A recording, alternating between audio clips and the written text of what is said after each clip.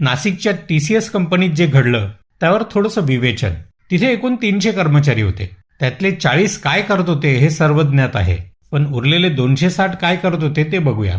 त्यातले काही performance target मध्ये व्यस्त होते, काही नास्तिक असण्याच्या आविर्भावात वावरत होते, काही जण कुंभमेळ्याच्या तयारीला विरोध करणारे पर्यावरणवादी होते, सर्व धर्म समभाव म्हणजे सगळे धर्म समान असेही मानणारे होते, आम्ही या जातीचे त्यामुळे वेगळे आहोत असा गैरसमज बाळगणारे पण होते, काही जण चक्क झोपलेले होते, असं काही नसतंच असंही म्हणणारे होते, काही जण जागृत पण मला काय त्याचे, मला त्रास होत नाही ना मग झालं असे वैचारिक दिवाळखोर सुद्धा होते, काही जागरूक होते, संघटितही होते, पण दुर्बल होते, मी पगार घेतो बाकी मला काय घेणं देणं नाही असंही म्हणणारे होते.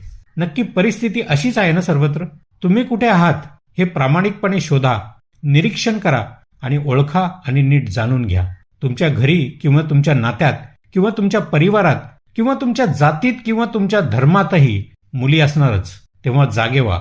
शैतानाला काही नातं गोतं मैत्री दोस्ती माहीत नसते, त्याला फक्त एकच माहीत असतं, ते म्हणजे सावज शिकार.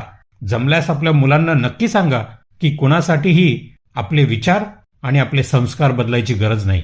कोणी त्रास देत असेल तर लगेच लेखी तक्रार नोंदवा. घरी आपल्या मातापित्यांना सांगा, नोकरी गेली तर दुसरी मिळेल पण आयुष्य परत मिळणार नाही. बघा पटतंय का?